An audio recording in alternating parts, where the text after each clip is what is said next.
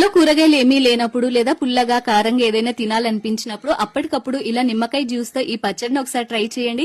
వేడి వేడి అన్నంలో కలుపుకొని తింటే టేస్ట్ అయితే నెక్స్ట్ లెవెల్ లో ఉంటుంది. అండ్ స్మెల్ మాత్రం కిరాక్ వస్తుంది. అసలు ఫస్ట్ 2 నిమ్మకాయల్ని తీసుకుని రసం అంతా కూడా పిండేసుకుని టేస్ట్ కి సరిపడినంత ఉప్పు, 1.5 టీ స్పూన్ కారం పొడి, 1 టీ స్పూన్ వరకు ఆవాలు మెంతులు కలిపి గ్రైండ్ చేసిన ఆవ పొడి మెంతి పొడి వేసేసుకుని బాగా మిక్స్ చేసి తాలింపు వేసుకోవాలి.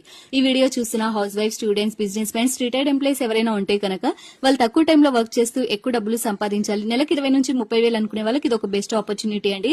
జస్ట్ మనం ఇంట్లోనే కూర్చొని మన చేతిలో ఉండే ఆండ్రాయిడ్ మొబైల్ ఫోన్ ని యూజ్ చేస్తూ రోజుకు 2 నుంచి 3 గంటలు పనిచేస్తూ ఈ వర్క్ అయితే చేసుకోవచ్చు. బోత్ మేల్ అండ్ ఫీమేల్ ఇద్దరు కూడా అప్లై చేసుకోవచ్చు అండి.